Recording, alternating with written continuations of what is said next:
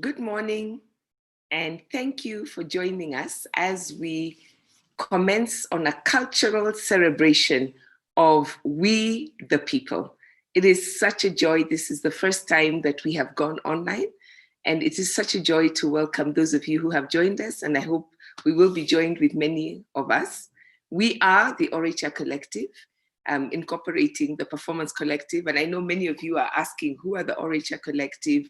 What is the Performance Collective? What is the Cerebration? First of all, let me just wish you happy Katiba week. And beyond happy Katiba week, let me also wish you a really reflective, a really deep, a really inspiring Katiba week. I hope you have been able to have some time of conversation. Perhaps you've got a webinar, or you've got a television program, or you've read something about the Constitution this week. I hope you've picked up your Constitution. I have mine right here, and it's been a time to just go back and to ask myself, what is it that I really like about this Constitution? What are the things I'm a little bit iffy about? What are some of the things I haven't seen? And that's been the journey that we've all been on this week. And we hope to share with you some of our own reflections, some of the thoughts that have come to us as we look back on what has been, I think, a rather eventful 10 years since the promulgation of the Constitution. As I said, we are the Orecha Collective, and the Orecha Collective, you will get to meet all our members except Mweni Lundi, who we give a shout out to. Mweni is not able to join us today, but Mweni is very much part of us.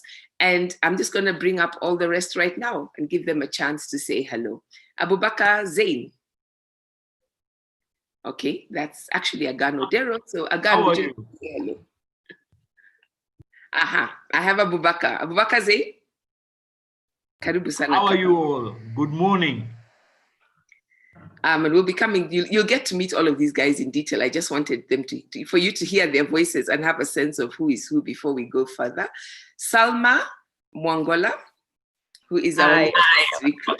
I don't know if she's a recruit or she's now the one who's telling us what to do, but Salma, such a pleasure to have you join us for this. Kawive Wambua. Kaka Kawive. Good morning, everyone. Welcome to the Orecha Collective. And last but not least, Aghan Odero.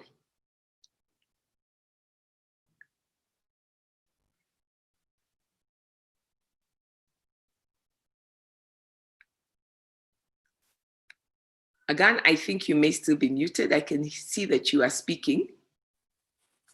Hello, everybody. I can be heard now? Yes, you can. Hamjambo jameni, karibuni sana katika Orecha Collective.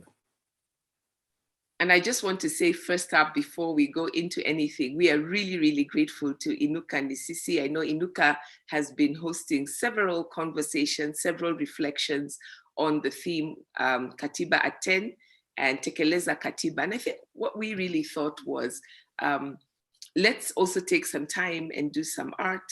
Let's have some conversations. We will be inviting you to join the conversation. So here's what I'm going to suggest. Don't wait to get to the end to have your questions and comments.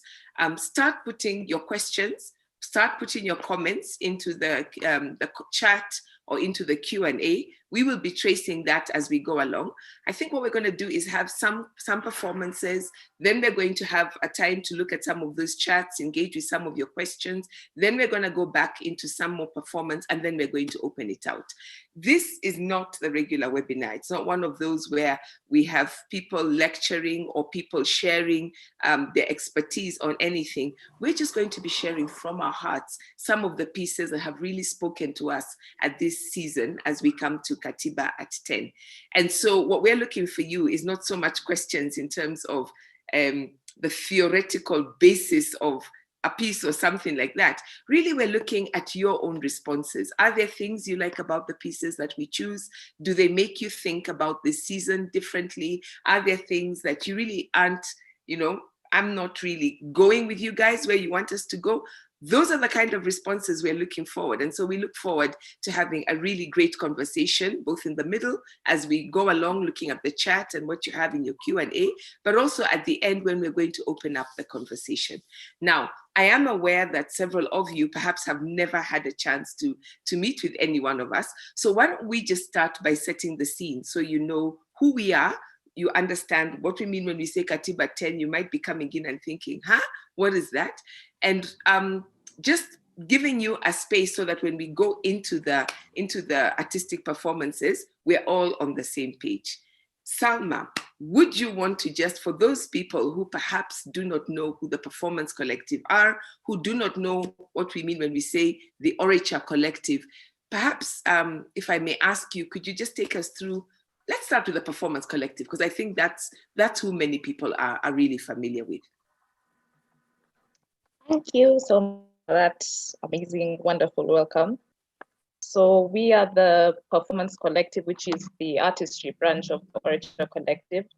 And we do is essentially performances. So pre-COVID, we would meet every third Saturday of the month for books over coffee and just have wonderful performances and really amazing and interesting discussions and conversations. And we would meet at Zero Coffee, which is located in the CBD.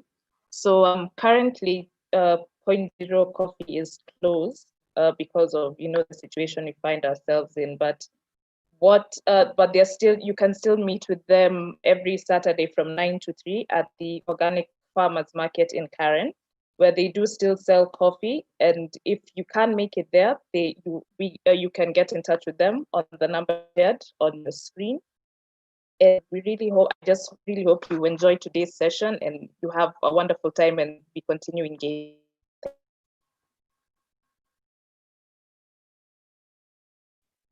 Thank you very, very much, Salma. I have to say, when we started the Point Zero, the partnership with Point Zero Coffee, and I really do want to give a shout out to Andrea Mora and Wangeshi Gitobu, who just offered us the space and said, so let me be honest, we started wanting to do one book and having conversations over coffee, over Yvonne Owor's Dust. And then people said, why don't we keep doing this? And who would have known that 3 years later, we have been going through book after book after book. I think we've done 15 books. So it's a monthly book cafe, and we will give you at the end our Facebook link. We'll give you an email if you would like to join us on that. You would be very welcome. Even with the books that we read, and not all of them are from Kenya or from Africa, we always bring the conversation back to who we are. We always see the written word as being in conversation with the spoken word, with art, with music, with a whole range of things. And it always takes us back to the bigger us, the person who we are, and as the Orature Collective, even beyond the Performance Collective. And I know that's sounding really confusing. So Aghan Odero, Performance Collective, Orature Collective, first of all, what do we mean by Orature? Kaka, utusaidie kidogo hapo. Thank you, Mshai. Orature Collective. Orature is a coinage which brings the word oral and the word literature together. And this was a coinage of two great East African scholars, Austin Bukenya and Pio Zirimu, both coming from Uganda. This they did during the early 70s. And what orature means is that we harness diverse genres, diverse ways of expression, like song, like dance, chants, even banter, to be able to find a way in which we use all this as a site where we can be able to engage, we can be able to make meaning beyond just the written word. It's part of our own heritage as Africa in terms of our own orality, and being able to use all these diverse forms, diverse genres of cultural expression to be able to engage in conversations about different issues that are of interest to us and also of our audiences. And that's why we call ourselves the Orature Collective. Back to you, Mshai. And you know what? Okay, so you've talked about the Orisha part, but you haven't told me why we call ourselves the collective. And Okay. I'm also curious because we did talk about this being a cultural thing. So, I mean, what's the connection between Orisha, between being a collective, being performance, and all that? Ndugu Zein, maybe you want to tell us that, right? Yeah, I'm very happy to address that. Bringing together the idea of Orisha and the collective. The collective is the coming together of Kenyan committed artists who met, many of us met more than 20 years ago when we were at the university, Kenyatta University and Nairobi University. And this was a collection of young, energetic Kenyans committed to the idea that we can change our world and make it better. But also another interest that brought us together is the commitment of becoming the custodians of our people's memories and wisdom and performance. So the process of this coming together and being committed and being consistent and being a framework of engaging with Kenyans and both in performance, in reflection, in exchanging ideas, is what makes us call ourselves a collective. And so indeed, for what is going to be really important is that it's not just a thinking process of one person. Ideas are really important to us.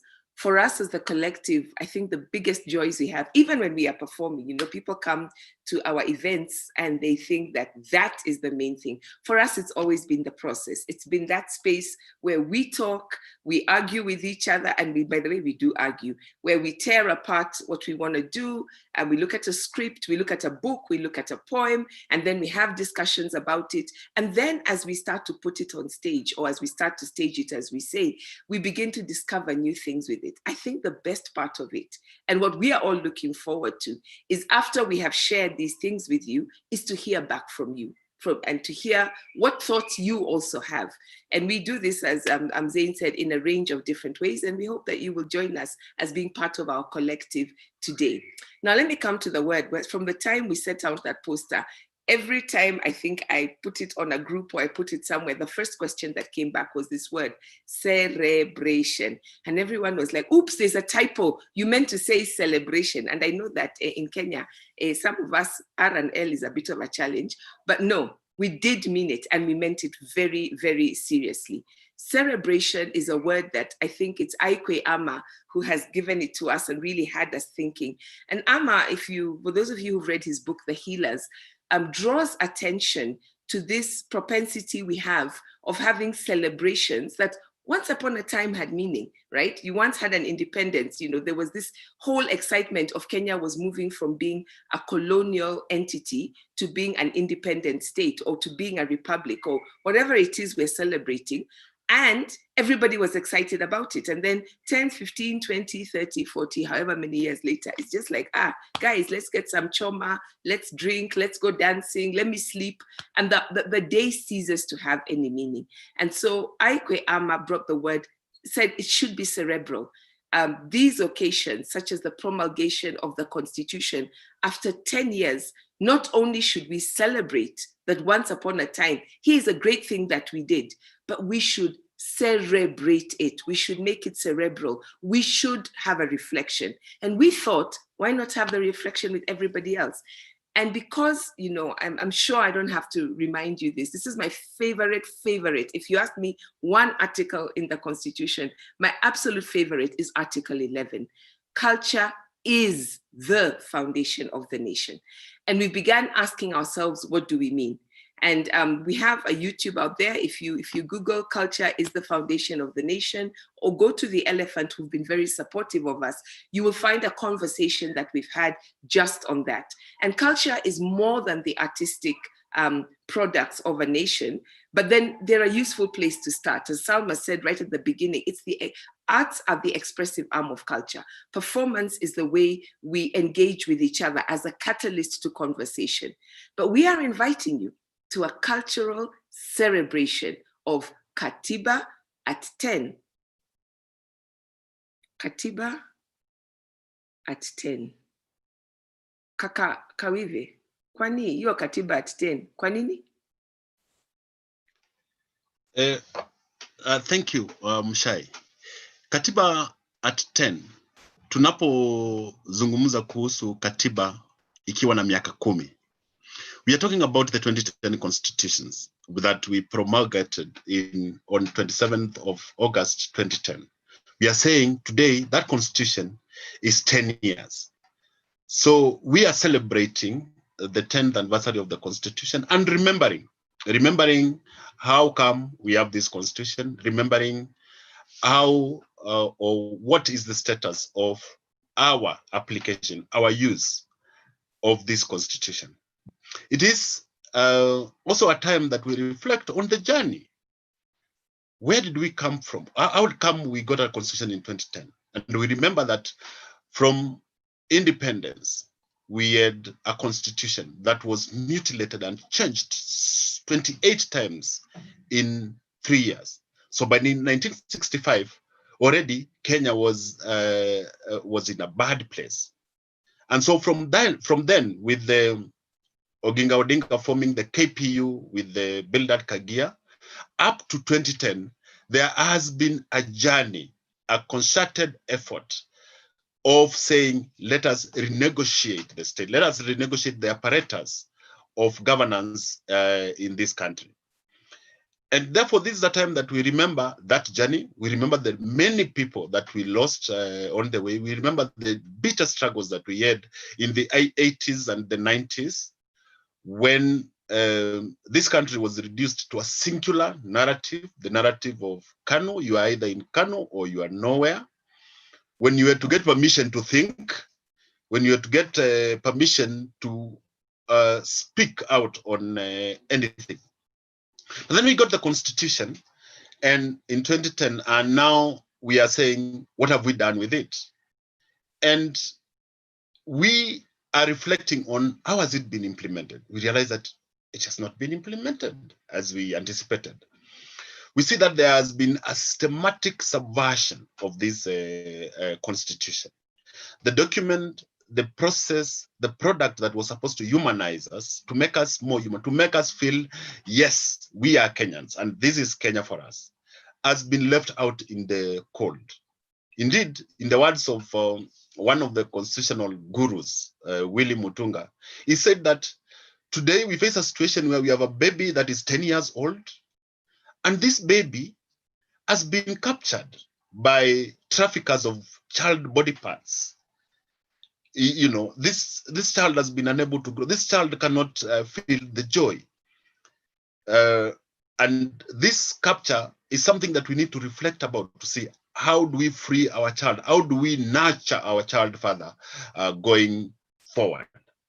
And that's why, as Orature Collective, we use art, we use poetry, we use narration to remember, to celebrate, and to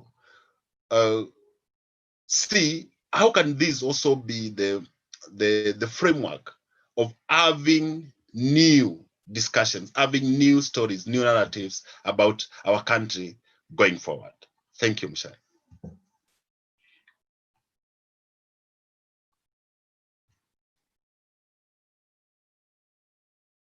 So basically, this cultural celebration is going to be about figuring out, where are we at? What do you feel about where we are? And more importantly, not just looking back, lakini tuangalie mbele. Tujiulize, je, kama tumefika hapa na tumesema yale ambayo tumesema, wengine wetu tuna furaha, tumeona tumefanya mengi sana, lakini wengine wetu tuna huzuni, tunasema mambo ni yale yale, tuko hapa, hii miaka 10 ilikuwa ni ya nini? So what do we do next? And I'm going to ask it, where do we begin? Where do we begin, even though we thought we had once arrived? Where do we begin now? We, the people of Kenya. The people of Kenya.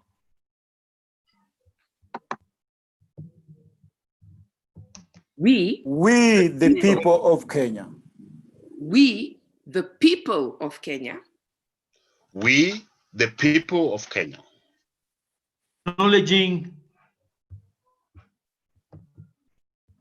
Acknowledging the supremacy of the Almighty God of all creation. Those who heroically struggle to bring freedom and justice to our land. Proud of our ethnic, cultural, and religious diversity, and determined to live in peace and unity as one indivisible sovereign nation. Respectful of the environment, which is our heritage, and determined to sustain it for the benefit of future generations. Committed to nurturing and protecting the well-being of the individual, the family, communities, and the nation. Recognizing the aspirations of all Kenyans for a government based on the essential values of human rights, equality, freedom, democracy, social justice, and the rule of law. Exercising our sovereign and inalienable right to determine the form of governance of our country, and having fully participated in the making of this constitution. Adopt, enact, and give this constitution to ourselves and to our future generations. God bless Kenya. God bless Kenya. God bless Kenya.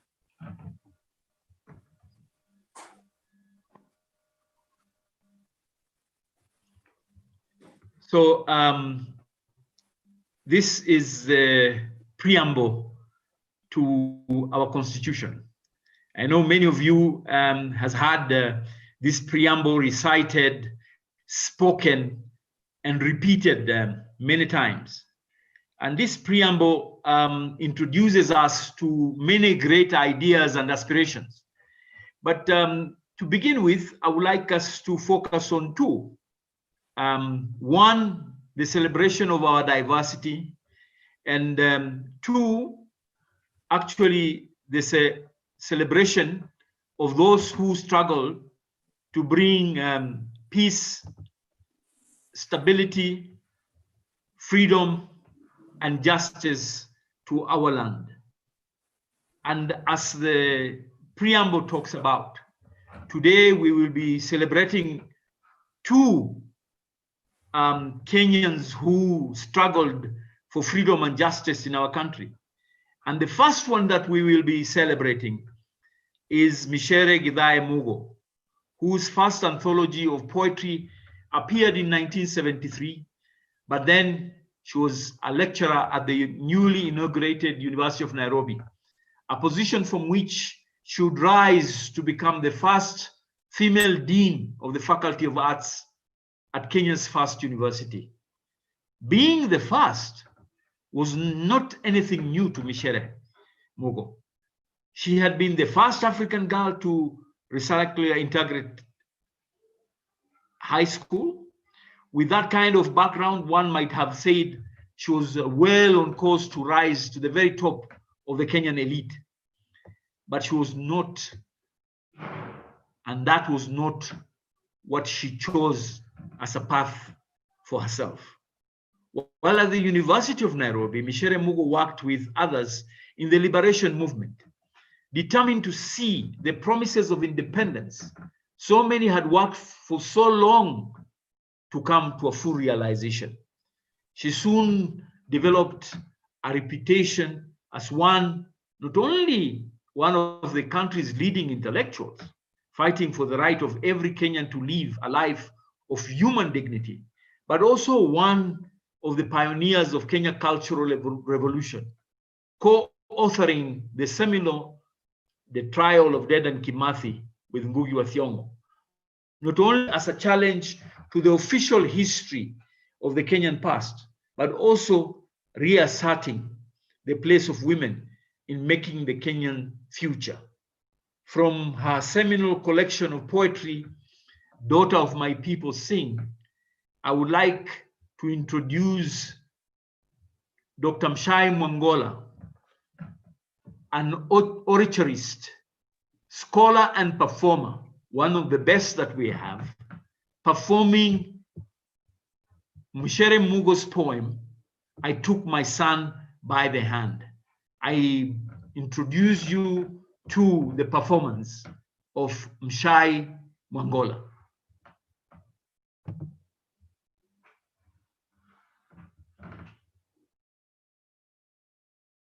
I took my son by the hand, felt the warm flow of young blood comfort my cold heart.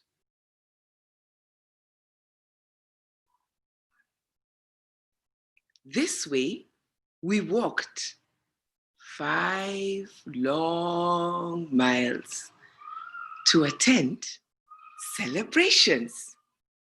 It was the season of peace.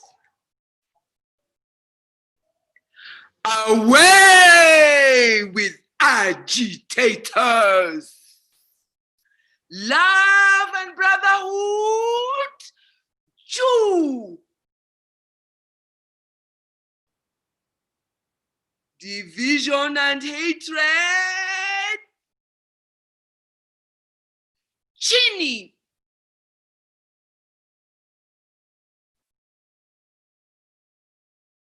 We heard of selfless sacrifice, condemned selfishness, damned laziness, extolled industry. Say, celebrated freedom, carried busting fruit baskets on elevated, haughty heads.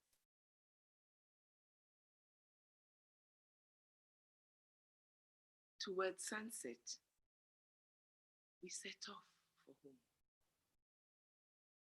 My son's little hand in mine. He in his world, I in mine. Mother, he said, do we have matunda ya uhuru in our hut? Oh, I laughed foolishly.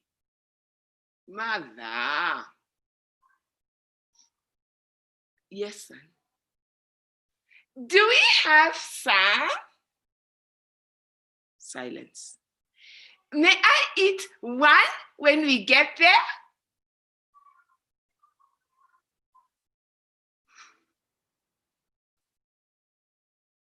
Move on, son. Darkness is looming all around us.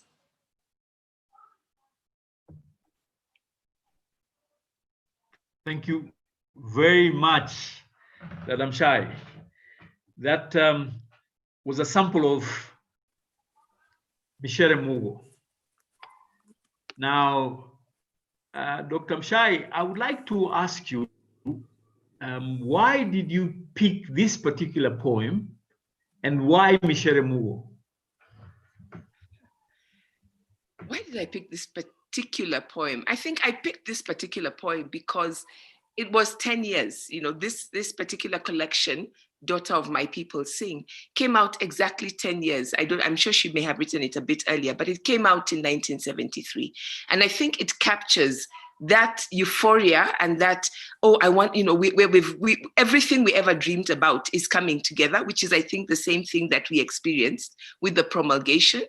And then when I'm listening to I'm talking to a lot of people and I'm listening to what people are saying, as Kawive said earlier, there seems to be this disillusionment. Watu wengi wanaona, you know, and the thing for me that I think she captures really so well is that mixture of, I want to believe, but then also that disillusionment of, I don't see these things working well.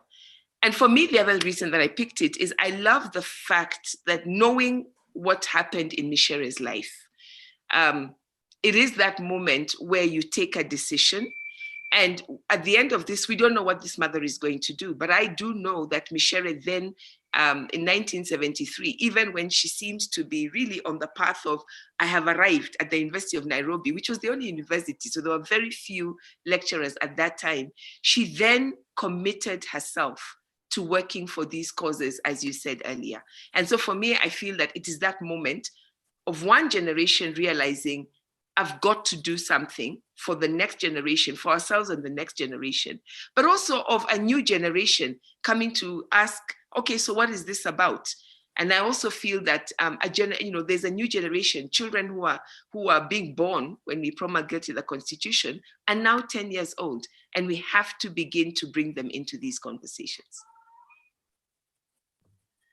I like this particular poem for the reasons that you're giving, but also for the idea of the interaction between the mother and the child. And I would like to ask those who are with us today, did you take a moment of reflection with your children or your child or a young person on this journey of 10 years? As Dr. Mshai is saying, 10 years, disappointment, alienation, reflection. So did we take time to talk to children about what these 10 years mean? So in this continuation of reflection, there was a movement at the University of Nairobi committed to bringing change in our cultural dispensation, our different process. We were talking about decolonizing.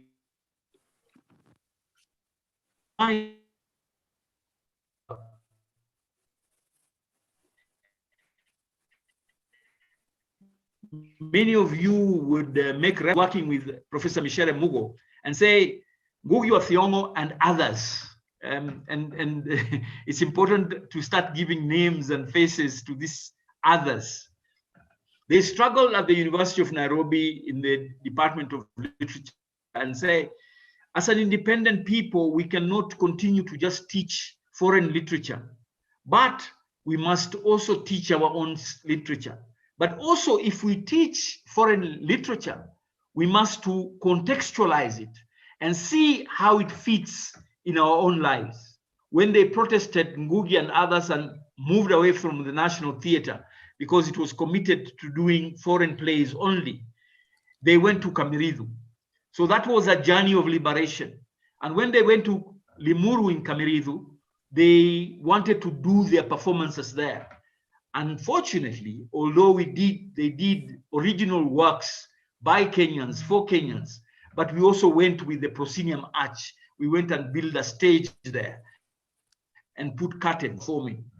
But there is a generation that came after Ngugi's generation, after Mshair's generation, that explored new ways of using African culture to tell stories.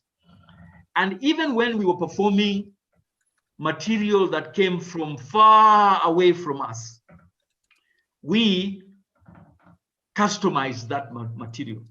And we started the Sigana, the hadithi technique of telling stories. One of our master storytellers is Aghan Odero. Aghan Odero, who has contributed a great deal in telling stories using different techniques. And today, he's going to perform a story that came from far away, but was localized in Kenya. And Aghan Odero is going to share with us the story of the Conference of the Birds. Okay, the Karikijeria Jera ha. Okay, the Karikijeria Jera Nebe or ma Joey. Billy Nyanja Ichaunde, Billy Nyanja Ichaunde. Okay, Lude, Upukunda go Chiga, Upukunda go Chiga. Okay, Lude Karikijeria Jera ha. The Conference of the Birds. Oh, ma. Okay, olo de kare kijeri jera jowi. Okay, olo de kare kwa nindis. Orma. Mbili nyanja ni chaundi mbili nyanja. Okay, olo de kare kijeri jera. Down in the valleys, up on the mountains, up above the trees, and up above the clouds, there was agitation. Hunger, pestilence, conflict, and violence were all at play in the whole world of the birds. The birds that were staying in the fields ate more than their share of insects and seeds so that other birds could suffer. The birds who were nestling up in the trees fought over the best nestling sites. They fought over the branches, different forests, sending others going away, not to stay near where they were. The birds of the lakes, the birds of the rivers fought over the best fishing sites, the best nestling sites, the best sliding areas, so that other birds could not have a chance to have a place where they could be able to stay and fish. And this went on and on and on. Each and every time there was agreement among the birds to stay together, it was soon broken, and again war and conflict and pestilence came back again. Okay, olo de kare kijeri jera. Okay, olo de kare kijeri jera. Jowi. Mbili nyanja ni chaundi. Mbili nyanja ni chaundi. Okay, olo de pokogunda gochega. And this went on and on and on. Arumtidi, a wise and solitary bird, thought that she had had enough of all this. Arumtidi decided that there must be a solution to all this. She decided to convene a conference of all the birds so that they could be able to sit down together, look at what was making them fight and have conflicts each and every time, and maybe they could be able to find a lasting solution, making them to stay harmoniously together. And so, Arumtidi, the wise and solitary bird, sent words to all the kingdoms of the birds, wherever they were in all the 4 directions, so that they could be able to come, they talk, they agree where to go and how to live among themselves. And so, on the appointed day, the sky was humming with thousands and thousands of hummingbirds. They were coming to sit down and commune with the Arumtidi. And all of them came, from the big, huge eagles to the small swallows. The pelicans came, the crane-crested came, all the weaverbirds came, all different species of the birds were coming to have a conference and talk for a solution to be found among themselves with the Arumtidi. And when all of them were sat down, they started to oppose. Some proposed and some opposed, and some squeaked and some screeched. And again, it was a whole cacophony and nobody was listening to the others. They went on and on and on. Okay,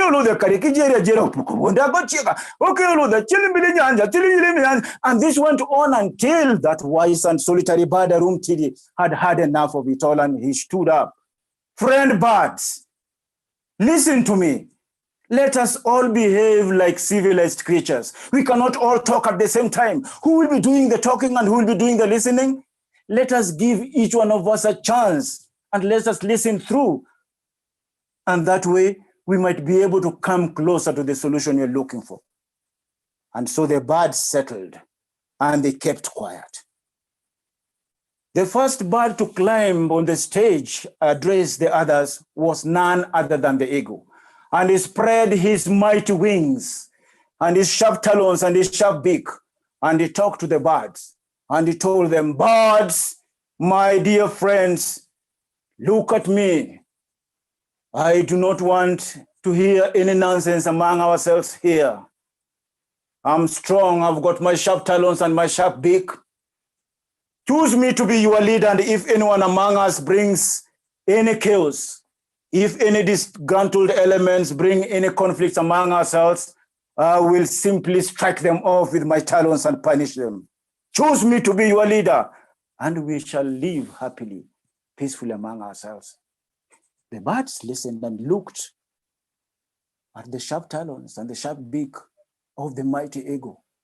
But many of them started murmuring, and many of them started pointing out that those sharp beak, the talons, those were weapons of mass destructions. They were not weapons of peace. They rejected the mighty eagle.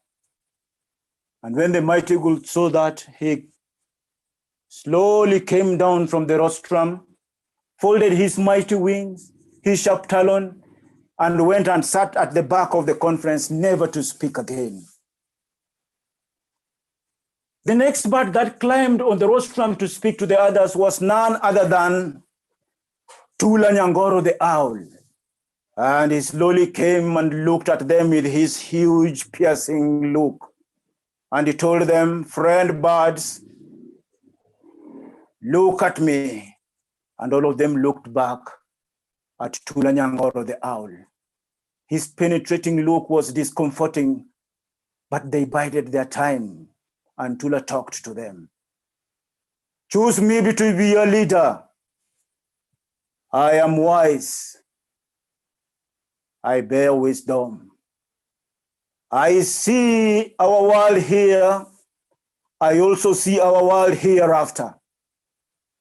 I see clearly what happens to all of us in our kingdom during the daytime, during the evening time, and at night I see more clearer. If you choose me to be your leader, I will be able to forewarn you.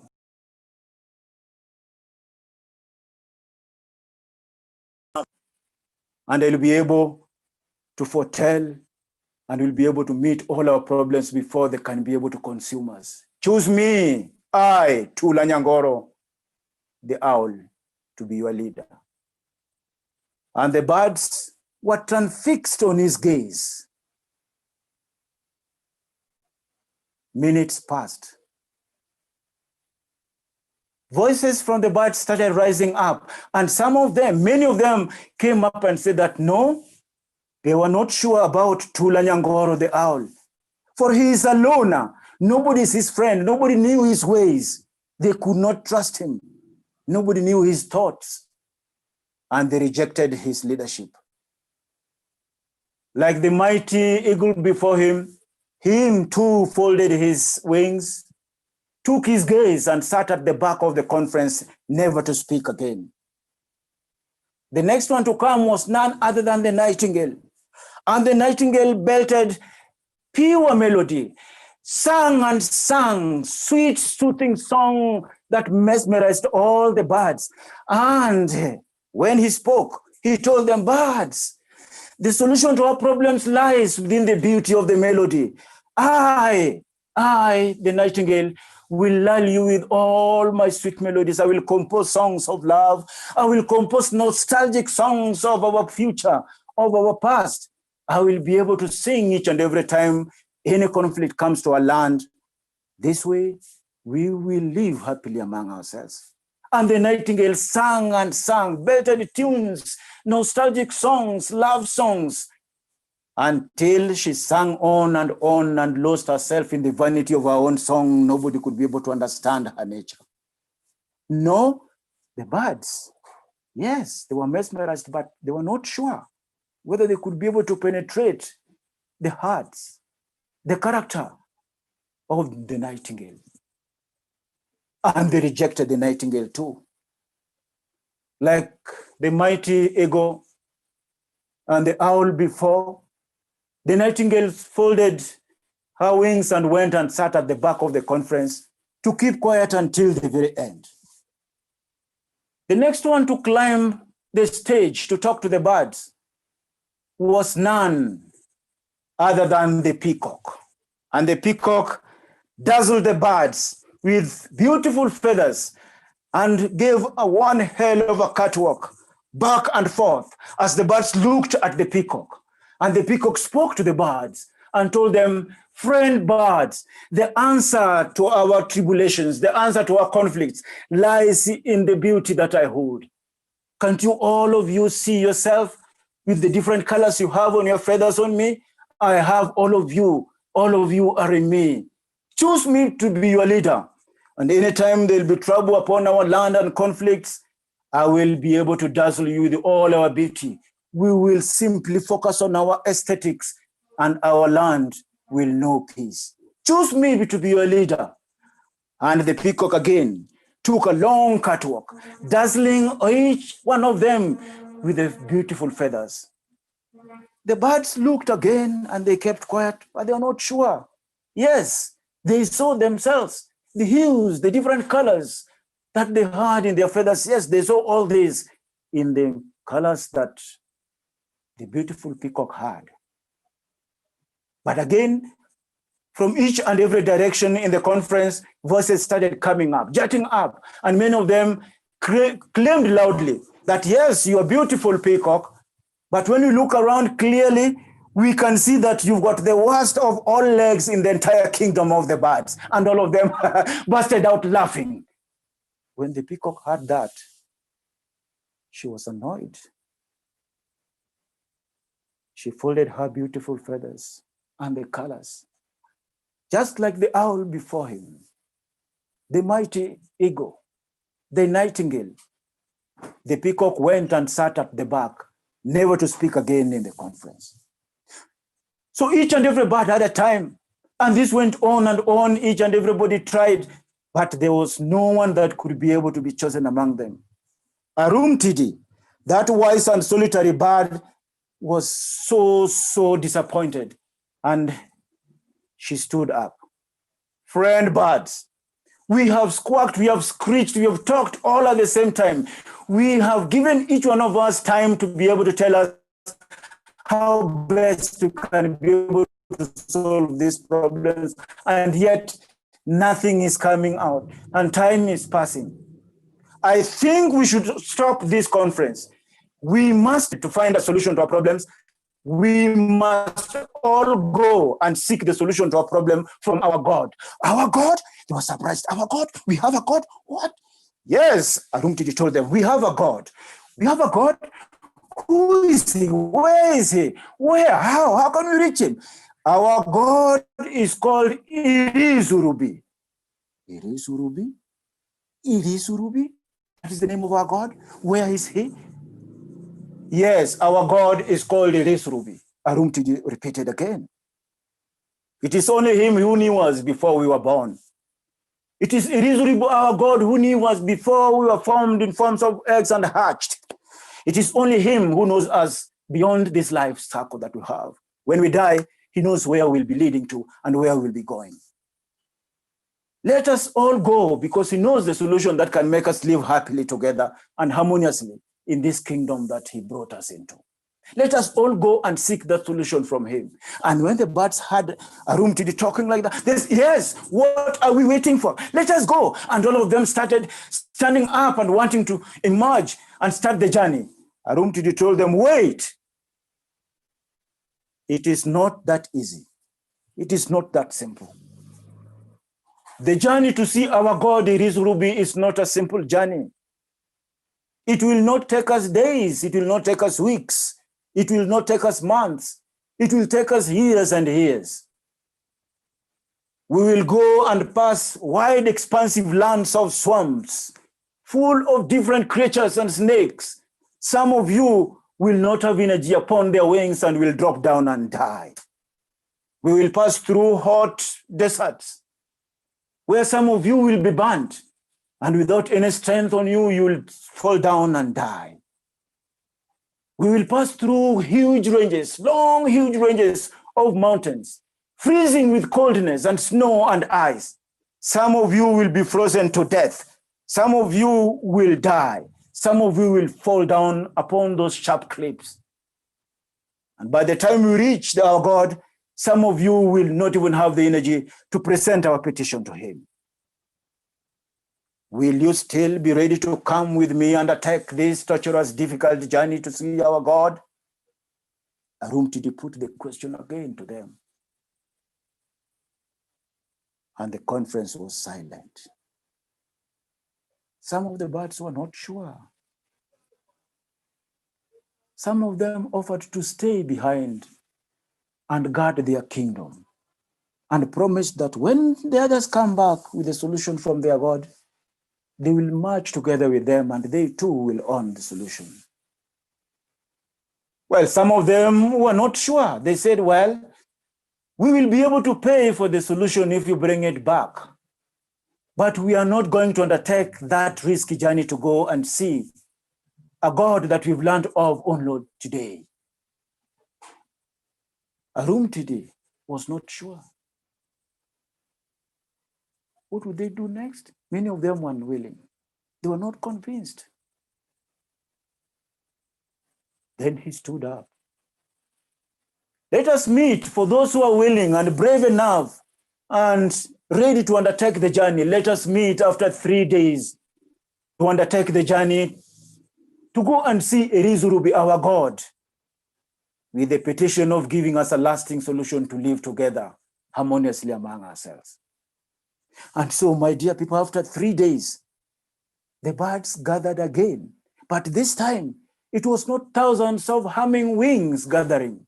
It was only the few hundreds who were brave enough to undertake the journey to go and see their God in quest of the solution to make them live happily among themselves. Well, the story of their journey to see their God, Erizurubi, was a long, torturous journey because it did not end after the first week. It went on for weeks that turned into months and turned into years. And indeed, they soon came across the swamps that they had been warned about. And some of them could not manage to continue flying. They fell down and died. The birds but still continued. And they urged themselves on, singing and urging themselves on that the journey was long, but they had to be brave enough to undertake and go on. Singana linabioya singambuse, singana linabioya singambuse, singambuse, singambuse, singambuse, singambuse, singana linabioya singambuse. If I had wings as strong as the different winds blowing from each and every direction of the earth, we can be able to conquer this journey.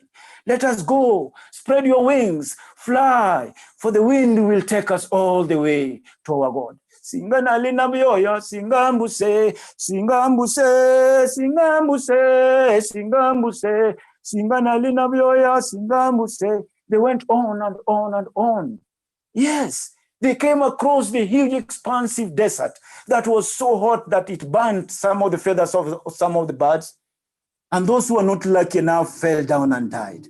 But still, the ones who were remaining did not give up. They continued. Singana lina mioya, singambuse, singambuse, singambuse, singambuse. Let our wings take us through the crest of all the winds.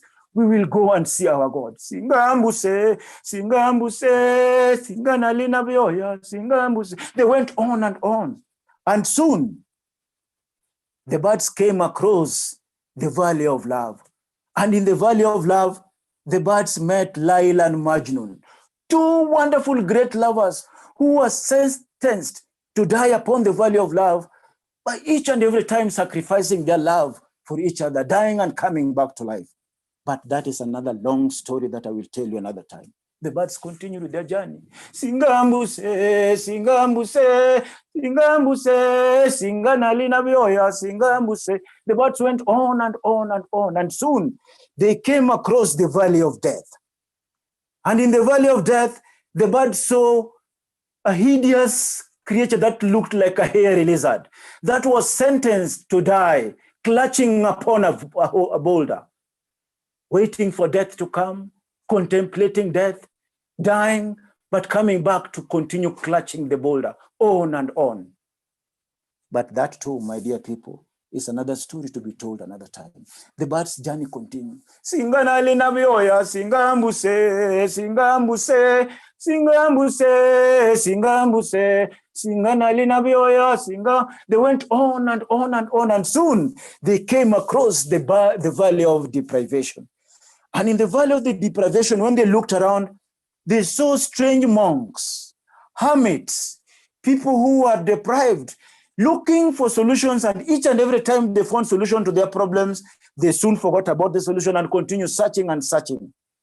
But the story of the Valley of the Deprivation, where the monks and the hermits were so busy looking for solutions, will be told another time when we meet another time. It is a long, long tale. But the birds continued their journey. Singana lina bioya, singambuse, singambuse, singambuse, singana lina bioya. They went on and on and on.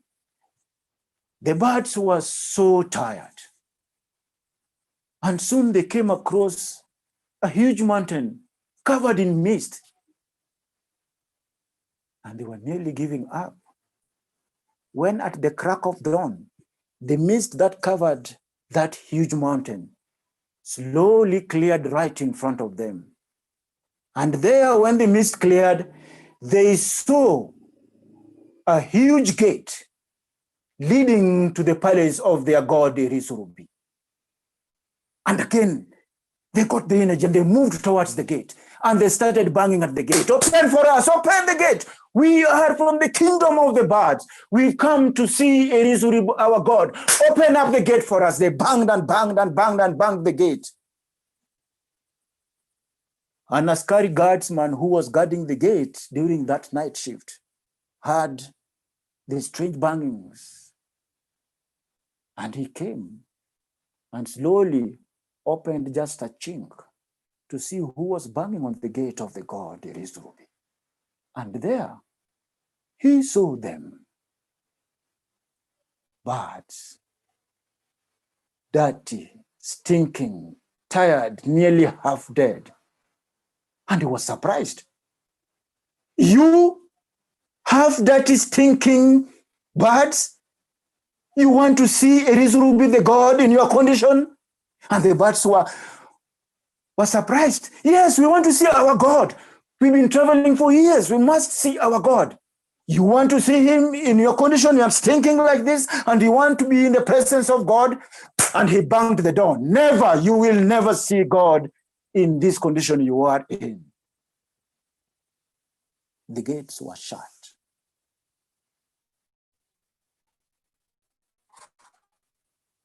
And the birds kept silent. Was this it? Had they traveled all those days, all those weeks and months and years to come to the gate of their God and be turned back by an Askari guardsman? Had they not lost some of their own colleagues who died as they passed the huge expansive desert? Had some of them not dropped down on the swamps and died? Had some of them not frozen up the cliffs? Would they turn back? And what stories would they tell those who waited for them back at home? What would they bring back with them as solution if they could not be able to see their God because they were turned back at the gate by a guardsman? Arumtidi, that wise and solitary bird, talked to them. Friend birds, yes, fellow birds, we have taken a torturous journey. We've lost some of our comrades and colleagues. I know we are tired. I know we are half dead. I know, yes, the guardsman says that we are stinking. The God says that we are in no condition to see our God. But Erisurubi is our God. We cannot go back without seeing our God. We must see our God and present our petition to him. When the birds heard him speak, they said, no, we can't go back. We must see our God. Let the God turn us back, but we must see him and present our petition. And Arumtidi told them, then Kada, come closer. Let us use the last ounces of energy in our veins, in our body. Let us come together and push and pull these massive gates and burst in and see our God and talk. And all the birds came together and jointly they pushed the door. They pulled and pushed. They pushed and pulled and pulled and pulled. And behold, slowly, the massive gates leading to the palace of the god moved. It opened. And all the birds stepped in. And right in front of them, they stood before their God. In front of them was their God. And each one of them took a long, hard look at their God. For right there in front of them, their God was one huge, massive mirror that reflected them, and each one of them saw a reflection of themselves in the mirror. And they merged with the mirror, they merged with themselves, and they knew the solution they were looking for in their long journey. The bird slowly turned again back towards the gate, and they stepped out. They spread their wings, and with the room tiddy at the lead, they started flying back home because they had found their God. They merged with their God, and they knew the solution to all their problems that they were taking back home. Singana lina vioya, singambuse, singambuse, singambuse, they flew. If my wings could be having the strength and the wind could take us back home, we will fly and fly and fly and go back home. They flew and went on, urging themselves with their song. Singana lina vioya, singambuse, singambuse, singambuse, singambuse, singana lina vioya, singambuse. They went on, passed on the midfield. They went on above the cliffs. They went on above the deserts. And soon the mist swallowed them as they strike the way back home. Thank you. Thank you. Thank you very much, Aghan. Sigana Sapuyoya, Baba Bushe, Baba. Wow, beautiful. Aghan, why did you choose this story, this narrative? Why do you tell this story at this Katiba 10 celebration? What does it mean to you? Well, this is an old Sufi tale that is taken from what is today known as the Persian area of Middle East, and I chose this particularly because it speaks to me in terms of reflection when it comes to the struggle, the long winding struggle that characterized the fight for the constitution that we now have. Some says it goes back to more than 20 years. And along that particular struggle, there were a lot of sacrifices that were made at different times by different people. So I chose this particular piece because it captures the fact that we were in a place where things were not working for us, and some who were brave enough to be able to undertake the sacrifice of striking it out and not caring how long, how difficult, and how challenging the journey to reformation, journey to transformation of the Kenyan society would be. And this story, to me, captured the journey that we took, and that really made the Kenyan people pay huge prices at different times, and the years that it took, so that today, 20 plus years later, we managed to be able to get this constitution. So it captures to me the element of the fact that we're not living harmoniously together, people are in despondency, and people had to be able to coalesce together to be able to start the journey of questioning themselves, how can we be able to transform, and how can we be able to find a way in which we can be able to have a better country in future. So for me, it captures that in terms of the dedication to the search and the fact that people did not give up until the very end when this constitution finally came to realization. Sagabuse, Sagabuse, Irisurubi, our God. So the birds went and they saw their God and they flew back. We are going to have a chance coming up very soon to discuss together, to hear your views, to read your comments and post them to the performers and to the members of the Orator Collective. So if you've got comments, please put them on the chat. If you'd like to speak, let us know. But let's think about this constitutional journey, the problems at the beginning, the search for leadership, the journey, the Ada's journey, the finding of the God, Irizurubi, and looking at ourselves in the mirror. But now, so prepare yourself for a discussion coming up in a short while. But now allow me to welcome Dada Mshai Mwangola to take us to the next performance.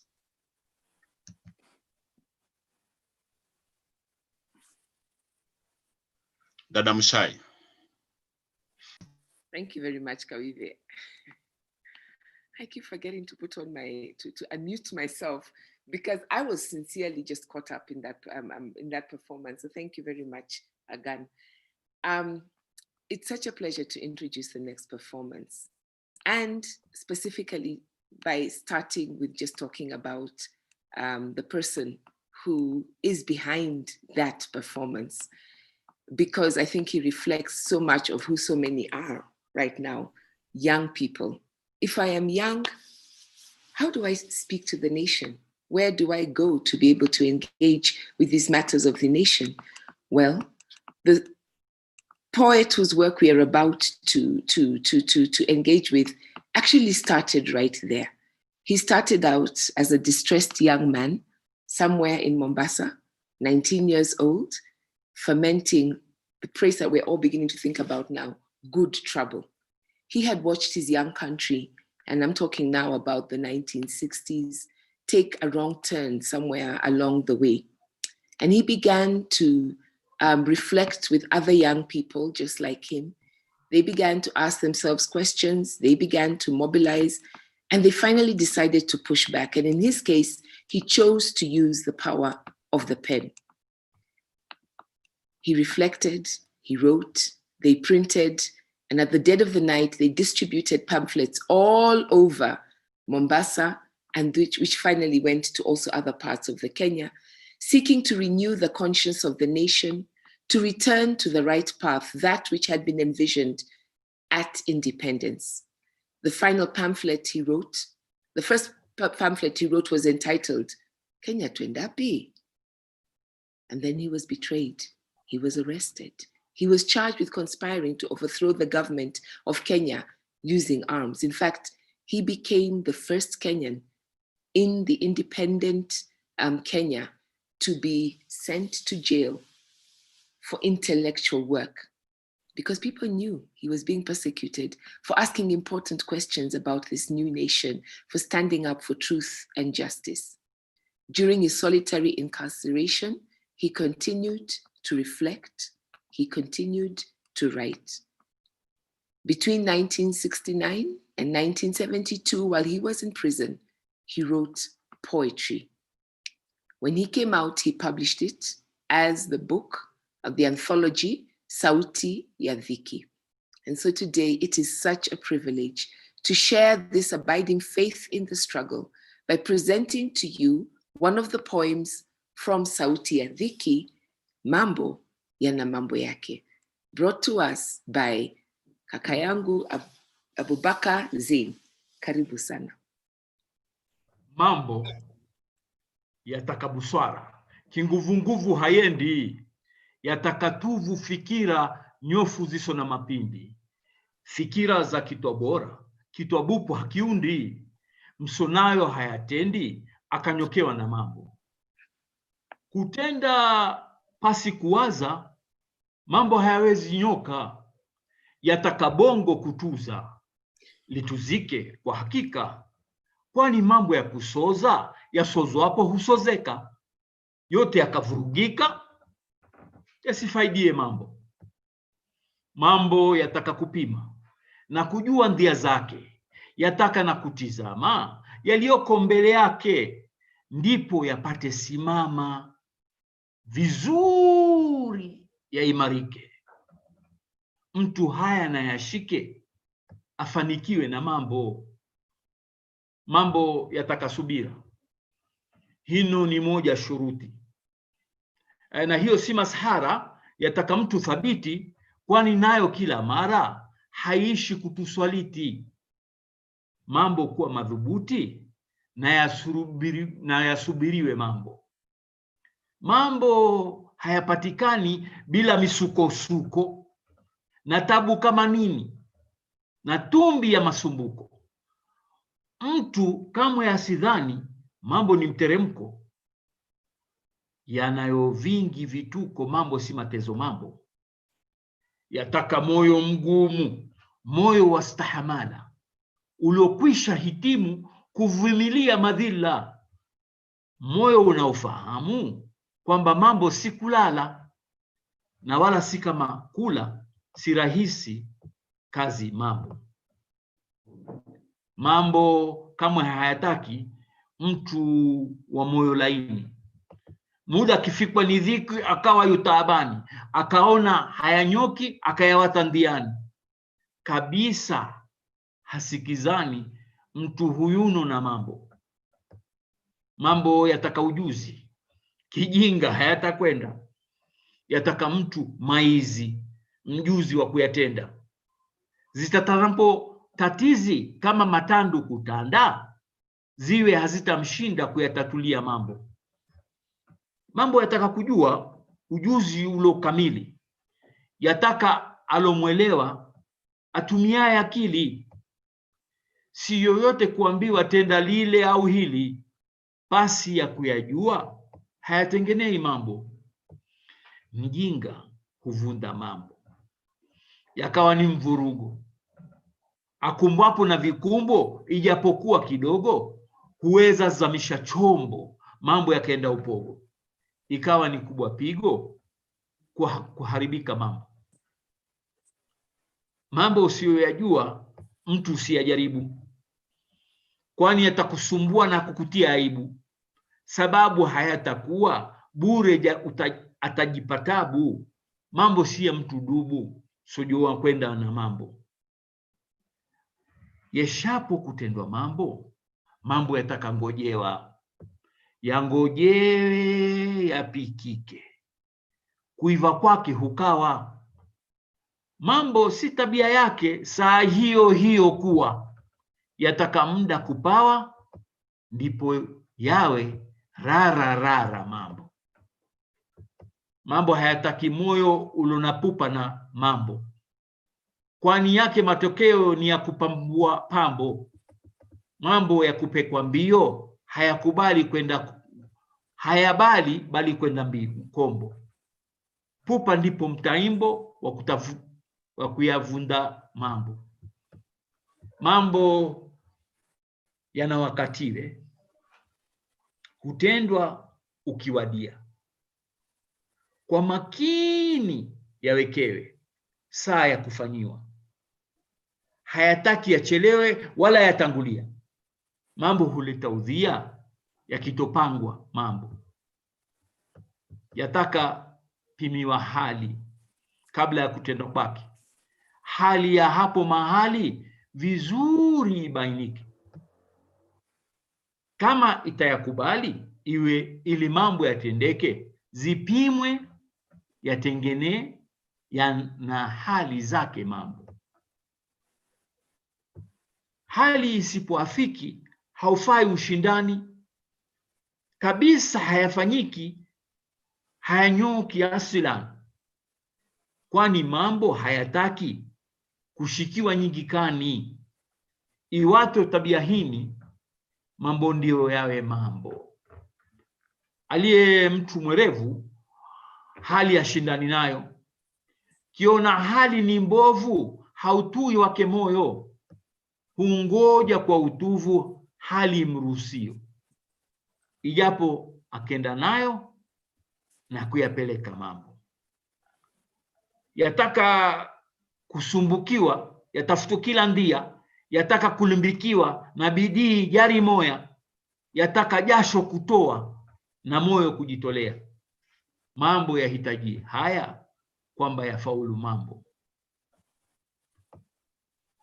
mambo ayangojiaye yamjie kitandani, na awe mtu awaye na awe hata Yunani, hayatamwendea yeye kwamba yeye ni fulani. Mvivu ni tangu lini kuwa rafiki wa mambo? Asojua namwambia tena asikize sana, tangu mwanzo wa dunia mambo bwerere hakuna, na haswa majira ya haya ndio kabisa hayana. Bila ya jasho kutoa ni yapi yawapo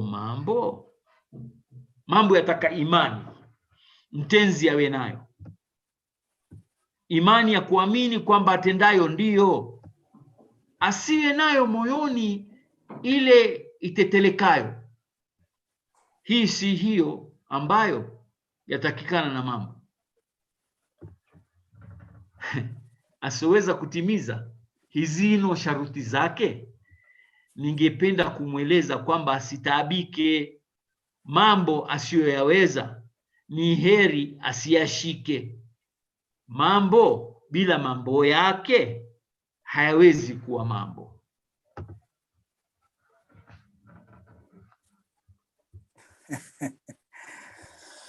Shukrani sana Kaka Zein. I must confess that with my modest Swahili, I probably got, give and take, 30% of your presentation in terms of understanding. Probably at the level of discussion later on, we'll be able to find also feedback about that good piece that you've been able to share with us. Lakini utatusaidia kidogo ukiwa utajibu maswali mawili tu. Kwanza ni kwa nini kachagua mambo yana mambo yake? Alafu pili ni kwa nini ukachagua hii kazi, hii poem ambao iliandikwa na ndugu yetu Abdulatif Abdalla? So pengine utujibu tu hayo maswali mawili, alafu baadaye kisha pengine utachukua fursa utuambie pengine maana yake. Maana mimi nimeipata, nimeushika mambo, lakini kuna sehemu ambao sikuelewa vizuri, kwa sababu unajua Kiswahili saa zingine huwa ni tatizo. Lakini anza kwanza na kujibu hayo maswali mawili, lakini baadaye tutarudia ili pengine utusaidie kidogo na uchambuzi. Karibu Kaka Zein. Thank you very much, my brother Aghan. The reason why I felt I should perform Abdulatif Abdalla's poem, there are many reasons, but one of them is that he has been consistent in participating in a struggle to establish justice and freedom in our nation. And you know that consistency is a very big challenge to many Kenyans. To have a lifelong commitment to make your country and your people better is something that I have learned a great deal from Abdulatif Abdalla. But the second part which you are discussing is something that we need to talk a little more as Kenyans. Abdulatif Abdalla is from Old Town in Mombasa, in a place called Kuze, but he writes using the Swahili dialect spoken in Mombasa. So it's absolutely critical for us to say we must own our own art forms, but our own languages. And you'll see that in our constitution, we have elevated Kiswahili to a new status as a national language and also as an official language. So if you have a chance to read the anthology about his experience in the struggle and in jail, you will get a very clear way of his thinking about struggle. So for me, Mambo talks about our place in the struggle, but it also gives us the various aspects of organizing for Mambo. If you want to organize for Mambo, there are certain conditions you must satisfy. There's certain preparation that you must undertake, and there are certain values that you must have, and attributes in terms of pushing that struggle or Mambo kuyafanya. You know, we've been having a discourse, and some people say, no, the struggle is just action. And Abdulatif is saying, no, we have to think about it. We have to plan. We have to get skills. We have to organize. We have to mobilize. And only when we satisfy all the conditions that are required for justice in our country, we will be successful with haya mambo. Kwa hivyo, mambo yana mambo yake ndugu yangu. Shukrani sana. I hope that our esteemed audience will be able to come back on this and be able to either also give reflections and their responses to this particular wonderful piece by our brother Abdul Latif. But at this particular moment, I would want to call upon our colleague Salma to take us to the next stage of our presentation. So, Dada Salma, karibu tafadhali. Thank you.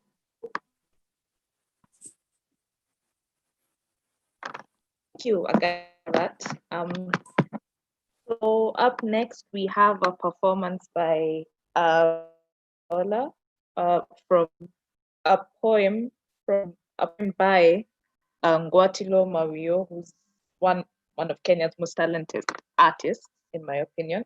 And this poem that she's going to perform, it's not included in any of her works. It's a new poem which was written for the centenary celebration of the National Museum. So just a bit about Ngwatilo. She's a writer, performer, and entrepreneur in the creative industries. Her work encompasses the arts. She's a poet who stages her writing as what she has called for music, a mixture of poetry and music. And she has recently completed her debut film, which will be coming soon to a screen near you. It's published poetry and anthologies, The Great Corner and Blue Mother Tongue, and her seminal collection, and she has taken this collection to the world via production of mixed genre stage performances as well as TV projects. Research is core to writing and work, and she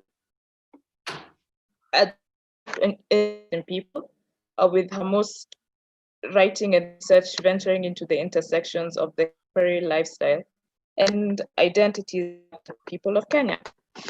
So she spent several months visiting and living in different parts of the country, which has become inspiration for one of her projects. So I'd like to invite Dr. Mshai as she performs in Vocation for Coming Years.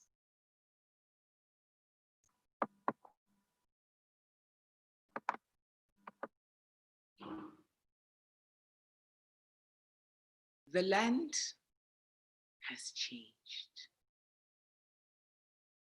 The air is not what it used to be. It carries the smell of trees that we plant, cars that we drive, food that we eat.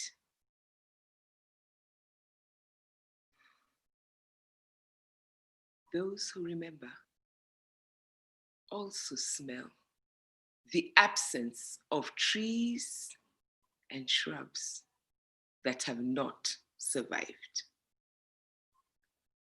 Our hearts have changed. They are soft in places our mothers could not have imagined for us. But no longer do we feed and parent our neighbors' children. Some of us neglect our own. Once upon a time, our mothers woke with the birds to feed and clean and teach endurance and duty in bouts of song and silence. Children were their life, their worth, their wealth, and their work, and their death. Questions will be asked of us. Who are your ancestors? What do you know better? What have you let each other forget?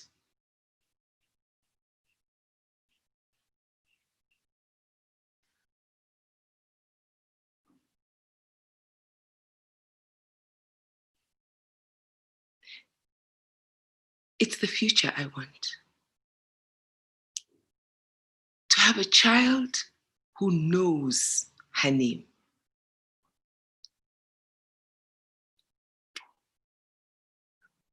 A child who knows his father and his mother and the stories of his mother and grandmother. A child who knows his father and grandfather. The places from where they came, the journeys they took, what Kisumu, Meru, and Marakwet were like. Back then, every place, the thorns and the blossoms.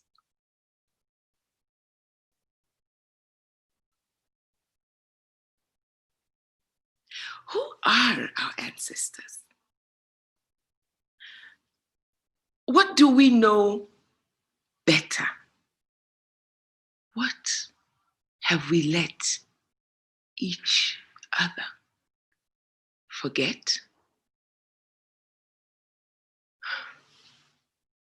It's the future I want. To clothe, to protect,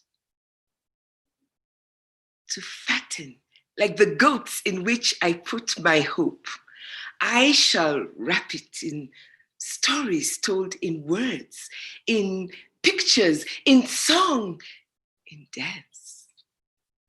What is past and what is present shall together be a muse for our offspring. I shall be a muse for my offspring. They shall need no other. Like those who have gone before, I shall sometimes lie to cover up my wrongdoings, but not too well. My children shall know who I have been. They shall know the names of the trees God gave this land. They shall plant them. They shall play the songs we falter to remember. They shall have the wisdom we make now, and that which we have neglected to learn. We shall teach it to them, one way or another.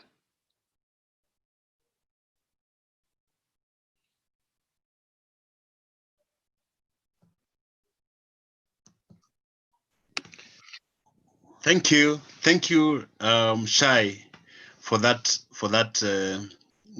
rendition.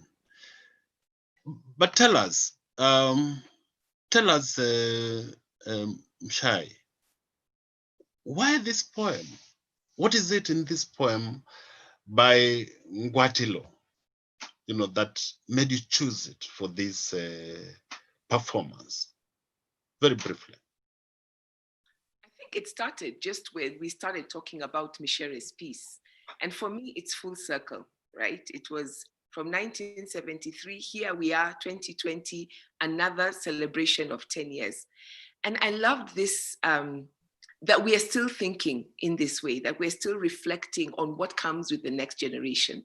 I also just think that Ngwatilo is one of the, I mean, she captures that sense of being an oratorist in all the diversity of the term, being somebody who delves in, who thinks, who does her research, who's engaging with the people. And then the same questions that Mshere raised with the young, with the mother who said, whose son got her on a journey.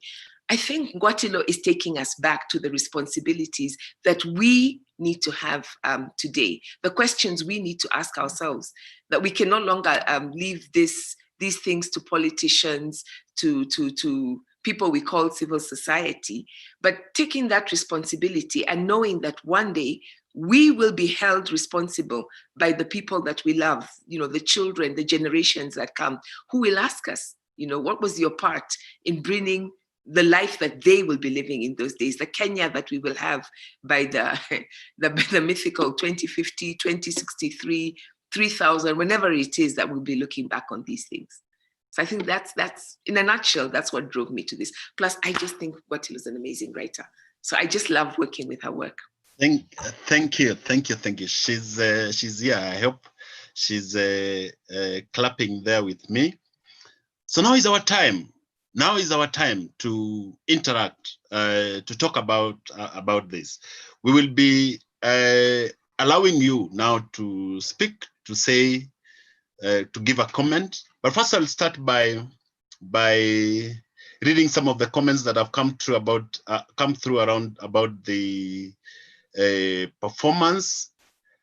Amolo Okero has been having the time of his life. He's been clapping there, so you are appreciated. Ngwatilo Mawiyo, thank you. She was talking about the birds, the conference of the birds. Thank you. I love this story so much. I also want to know when we can hear the other ones. Again, deprivation and the ones who died and came back. You know, you have to tell us when you are going to tell those stories, because people are waiting. There is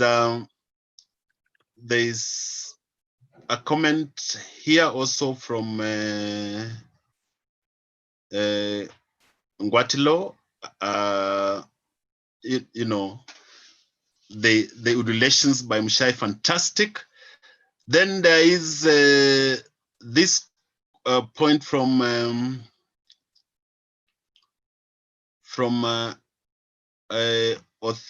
Othieno, Pato Othieno, asking to share some of the other and the books, and we have shared that in the chat. If you find that that is sufficient, that is fine. And then from Gwatilo again, interesting that God of the birds is themselves, to whom they are accountable. Now listen to this. He ifikie Ezekiel Mutua. Our leaders really use a God above and unseen to cheat us, to imprison us, to seduce us. It is extremely radical, and I don't know if Kenyans are ready for looking at themselves in the mirror. Thank you very much, Ngwatilo. Then there is from Sheila Masinde, mambo yana mambo yake kweli. All performances are so gripping. Well done. Thank you, Sheila, for that.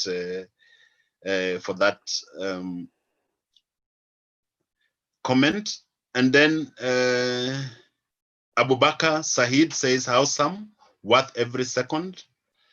Then we are asking people, you can raise up your hand. You can. It's time now to feel free to raise up your hand to say, to make a comment. Awi Adede on YouTube is saying, yes, that is good job again on the narrative. DTM Domi Odote is saying fantastic performances. On YouTube also, Alamin Kimandhi, mzee wa kazi, anasema again, master storyteller. From Keguro M on YouTube, this is wonderful. Domi is asking, what an event! What I would like to use. I would like to use this work with our new recruits. Domi, that's not a bit clear. Would like to use this work with our new recruits. I mean, that is okay. From Adima Mesa on YouTube. Wow, amazing storyteller, very captivating. So do we have somebody who wants to make a comment? And there is Ndungi Githuku on YouTube. The soundtrack of the revolution is weaved in the arts and culture. Wow. That is breathtaking. The soundtrack of the revolution is weaved in the arts and the culture. Culture is the foundation of the nation. And Margaret Aduto on YouTube is saying, beautiful performances and conversations causing us to think. Oh, beautiful, beautiful. I would like to know whether there's anybody who wants to say something so that I can invite them to do so.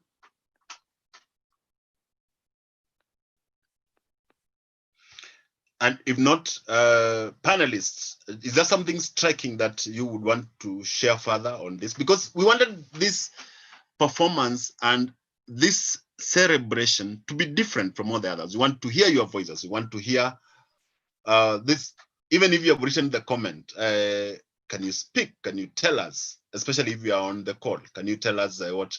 And I have one person whose hand is up. Domi, your hand is up, kindly.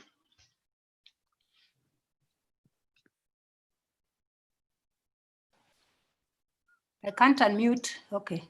Okay. Yes, Can you hear? Yes.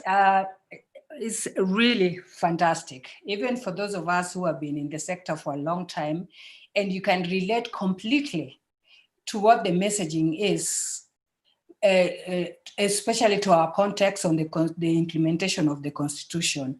And the point I was trying to say a little bit earlier, because we operate and work a lot with new people that are always coming to the sector, like now, and there hasn't been a lot of, there hasn't been any, or rather much civic education on the Constitution, and there are a lot of young people who are being left behind. I'm watching right now with a number of young people who are actually so wowed about the story, and they're able to relate to it. And the point we're trying to make there earlier on is this piece is actually, we should be able to adapt it, to use it, especially when you're working with newcomers into the sector. They can be able to relate to things from a story perspective. And I just want to say congratulations. And that's what I was saying, that I would like to use the piece to work with new recruits, people who are coming to the sector now. And congratulations, Kawive, congratulations, Mshai, Aghan Odero. That was really, really awesome. That's what I'd like to share. I have been muted. Thank you, Domi, for that compliment. Daisy, if you continue keeping quiet, I will invite you to speak. Daisy Okoti. Oh, Daisy.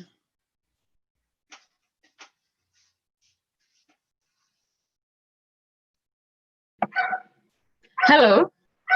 Hello. Karibu sana.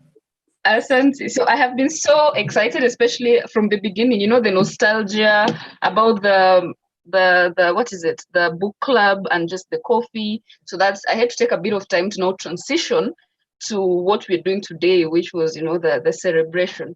And I've been so intrigued by everything. So especially just the reminder that culture is the foundation of the nation, that came in so timely. I don't know why it keeps going away in terms of when I'm interpreting the reason why we need to have very active cultural spaces such as this. So the performances have been very good in terms of translation, in terms of just helping to reflect. Like, for example, when we were doing the conversation, the story about the birds, I missed a bit of it because my internet was problematic. So that was very, very good in terms of then now the performers taking time to reflect about why they chose it. I think that added a lot of context, because the fact that this is being streamed live and the fact that we have people who are not necessarily in the art spaces participating, this helps in providing context for them, and also helping in appreciating the value of these creations. So that was really good. And Mshai, I enjoyed your last. I especially enjoyed the last presentation, the last performance you just said. That was really interesting. I'm probably going to watch it 50 times. Thank you. Thank you very much, Daisy. Thank you very much for that. Daisy is an ardent member of the 0.0 Cafe meetings. Lutvini, you knew I was coming, so say something. Lutvini. Hello. Hi. Hello. Oh, okay, I can be heard. Thank you so much. I really enjoyed the performances. I really want to know more about the poem that Abubakar Zein performed. For me, that was probably like, it was like an awakening. And it's very inspiring to hear the author's story, and I really look forward to reading more of his work. But thank you, all of you. Thank you so much. Thank you so much, Lutvini. That's another fan of the Orature Collective. Amolo Okero is saying that really want only to congratulate on the concept and the delivery of this performance. Thank you. I am coming to you, Abubakar Said, I'm coming to you. I'm coming to you. I can't resist this. I can't resist hearing Ngwatilo say a word.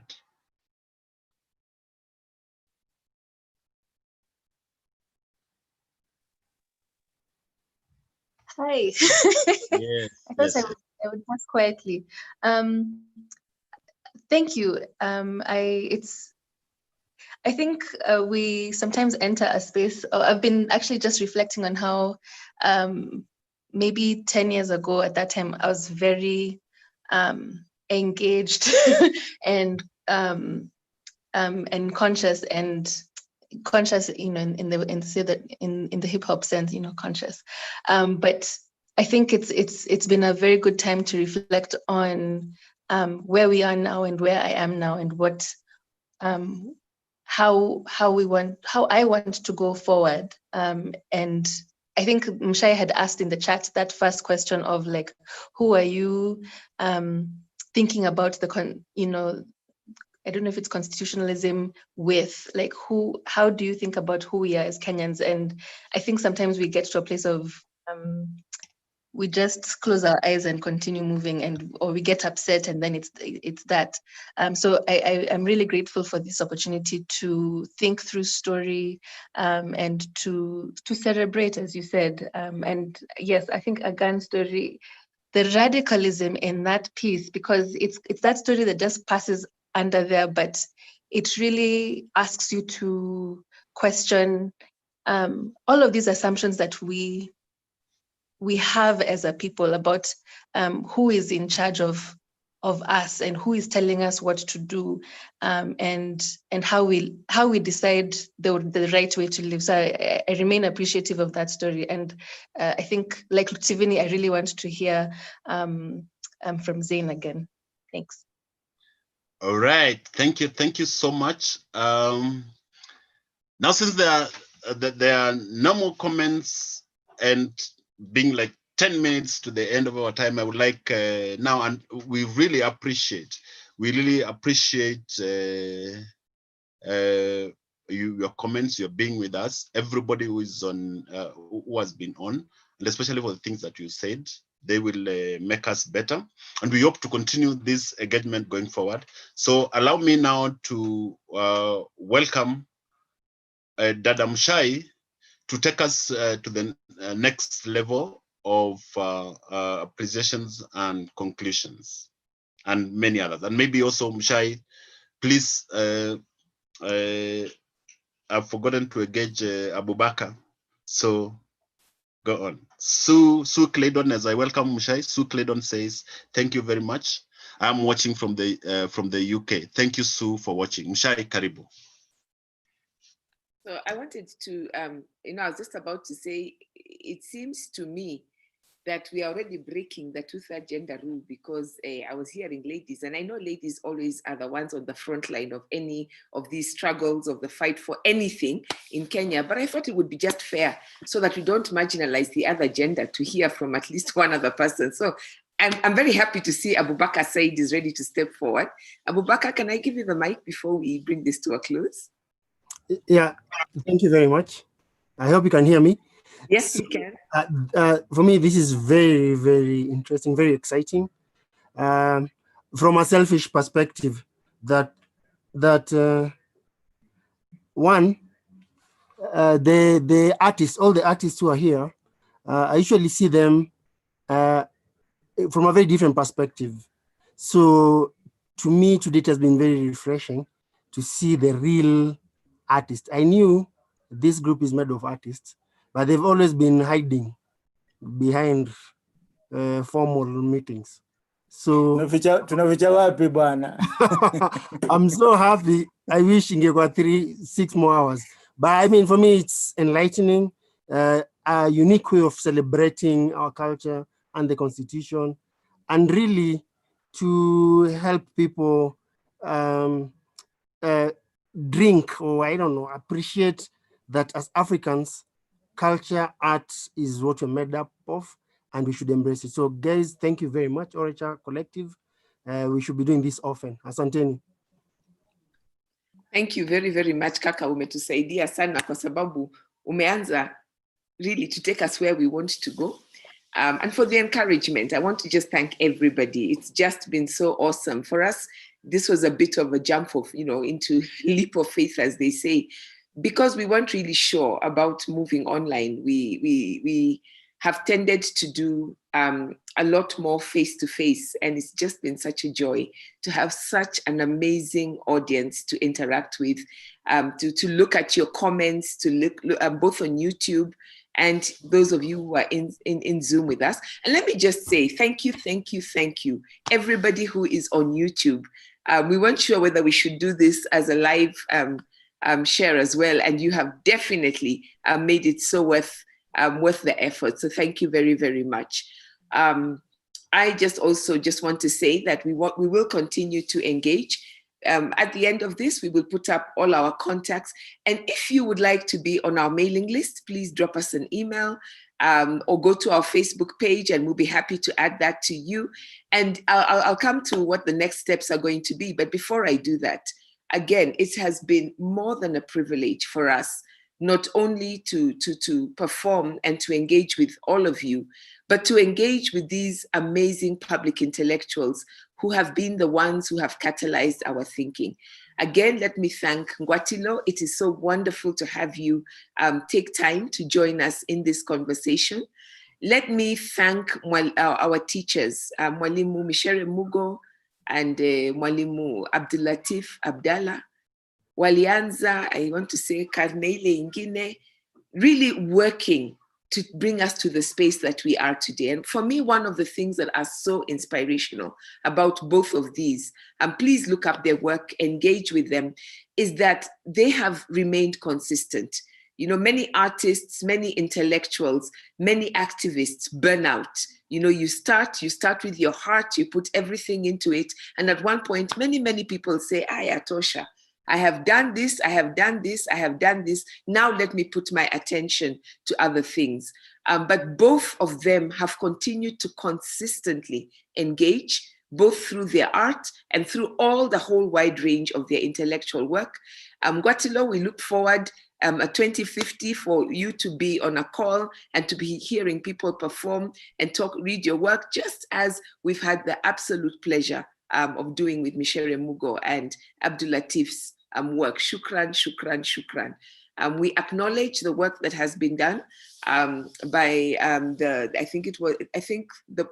version of the poem, the version of the story that you had Aghan tell. I don't know if Aghan I don't think he had time to talk about this, but this was developed over a long period of time. And I think during the run up to the promulgation of the Constitution, when people were at Bomas and going through that entire process, I think we saw a lot of performances, especially by Zamaleo. And I believe, Aghan, was it, I'm trying to remember, was it the Sigana storytellers also who did it? Yes, and yes, so we you're thank right. Aghan thank you, Aghan, for taking us back into that space. I also want to thank all those who have gotten us this far. I think sometimes we forget that even the framing, the articulating of the Constitution, people labored. We may not know their names, but they put it so beautifully that one of the things we want to explore in the next few months is the artistic parts of the Constitution. And we began with the preamble, and the language is so beautiful. So we want to thank all those who worked on bringing the Constitution, all the articles and everything together, but also the language of it, the beauty of it. Please read it for the poetry of it. And we began with the preamble, and we will be coming to another part that we would like to explore next week in just a moment. Let me thank also our partners, Point Zero Coffee. Let me be very honest. I thoroughly enjoyed an amazing cup of one of the finest, some of Kenya's finest coffee as we were going through. And we hope that we will continue to work on this series together with you. I know you've expressed interest, and we look forward to that. I want to thank all those who are members of Point Zero Book Cafe for keeping the faith. And those of you who are not, please just drop us an email and we will inaugurate you into that. The Elephant, as I said earlier, has carried a conversation that we aired that was hosted by the Orature Collective.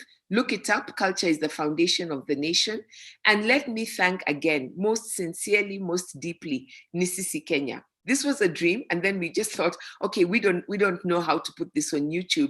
And those of you who are on YouTube, I know you know that you are on the Nisisi Kenya account, where I encourage you to just explore. Nisisi Kenya, Inuka Kenya has put up a lot of the material and of the webinars that have been going on. So if we have encouraged you to engage more deeply with the Constitution, if you want to know a little bit more, I encourage you just to continue to explore and to find some of the webinars that were there. And a big, big, big shout out. I know every one of us in the Orecha Collective are undyingly grateful to Alan. Alan has done the back end. We honestly could not have done this without you, and we are really, really grateful for that. Anything else from anybody in the collective? There are some comments on the chat. You may read them, some of the people. Go ahead, Kawive. There are comments. There's a comment from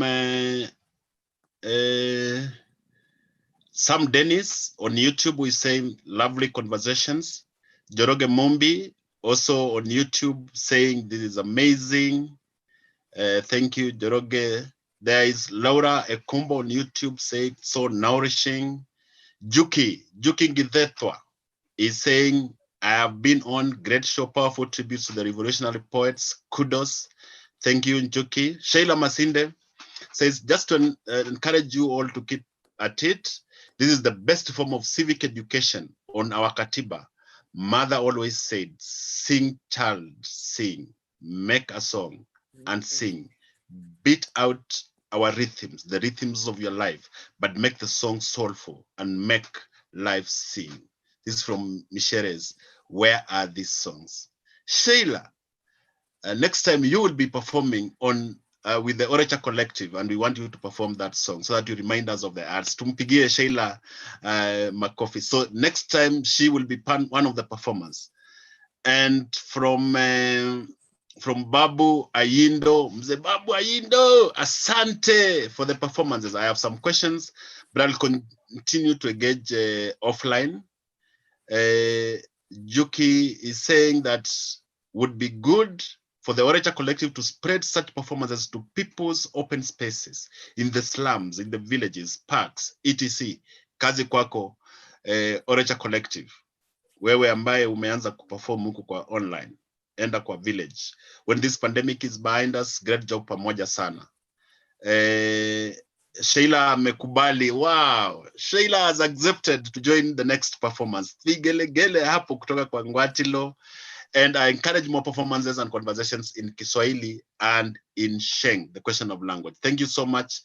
That is all from me, Mshai. Back to you.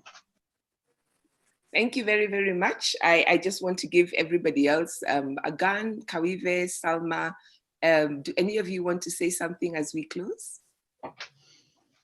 Mimi nimeshukuru sana, and I look forward to more similar interactions when we come back with other pieces, hopefully within the next four weeks or 1 month. And also when eventually it becomes possible for us to have a live performance, I'm really looking forward to seeing all of you so that we can be able to engage more and develop this. So spread out the word. We are here to be able to make a lot of this work out for many people who probably were not having the opportunity to join us today. So asanteni sana. Shukran, Kaka, ndugu Zein, Salma. Shukrani nyingi, asanteni sana. Aluta continua. Dadangu Salma. Thanks. I mean, it was amazing. I had like a lot. It was very interesting listening to all your opinions, and it's lovely having, I know Daisy having a few voices that I know, so it's been amazing, and I hope we can continue. I just want to say thank you again. And I want to say this, that I challenge accepted my brother Njuki. But you know, the funny thing is, it's interesting what you say, because this is actually the first time we've come online. We really, this is not our natural space to engage. And we are we do perform wherever we can and wherever we get the opportunity to. And I think the important thing to remember is what we said. We are a collective. You do not have to be in the Orature collective or the performance collective to take this performance, to take this kind of celebration anywhere. So let me encourage every one of us, anza pale ulipo, wewe mwenyewe, and if you have an opportunity or you have a stage, invite us, let us know, and we would be very happy to come and to join us. Again, let me also respond to what Babu said. Thank you, Babu, for that reminder. Let's take the conversation on. Let it not stop here. Please go to our Facebook page. I've already put a link to this performance, and let's continue the conversation there. I know sometimes it's a little bit, people are shy on putting their thoughts into a webinar, but let's continue the conversation in every single place that we'll get. The point on language, the point on how we can continue to engage not only in the official language or one of the official languages, but more importantly in our national language and also in other Kenyan languages. I don't know if we will explore other Kenyan languages in this kind of a space, but we will explore the national language. And that brings me to what we want to do. Between now and December, we are proposing a monthly series. We'll let you know if you sign up with us or if you look at any of our outlets on Twitter or on Facebook, we'll let you know when we will be having the next performance. And we will get into that question of language. Why is it, and today we went in soft, why is it that so often it is so much more easier to speak and to engage and to think about the Constitution in one of our official languages, English? Why is it much harder to do the same in our national language, Kiswahili? How do we begin the conversations? Where do we have the conversations in Kiswahili? Does it make a difference? Whether we speak English, whether we speak Kiswahili, can we move from that to taking it into all the other Kenyan languages? That's a conversation we're going to start to have next month. And as we go, let me give you a little bit of a taster of it. Salma, Kawive, take us to that. E Mungu nguvu yetu, O God of all creation, ilete baraka kwetu. Bless this, our land and nation. Haki iwe ngao na mlinzi. Justice be our shield and defender. Na tukae na udugu.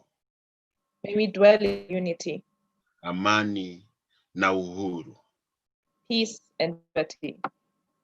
Raha tupate na ustawi. Plenty be within our borders. Amkeni ndugu zetu. Let one and all arise. Tufanye sote bidii. With hearts both strong and true. Nasi tujitoe kwa nguvu. Service earnest endeavor. Nchi yetu ya Kenya. In our homeland of Kenya. Tunayoipenda. Heritage of splendor. Tuwe tayari kuilinda. Firm we stand defend. Na tujenge taifa letu.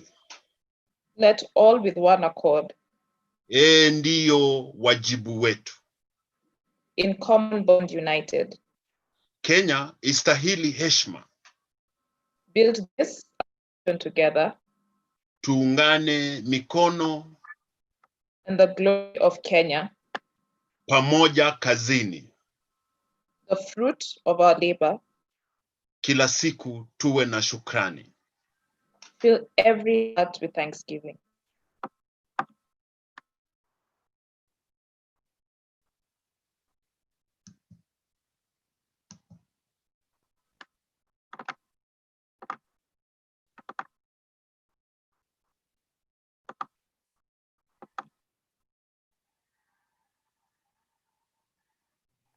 Thank you, everybody. See you next month.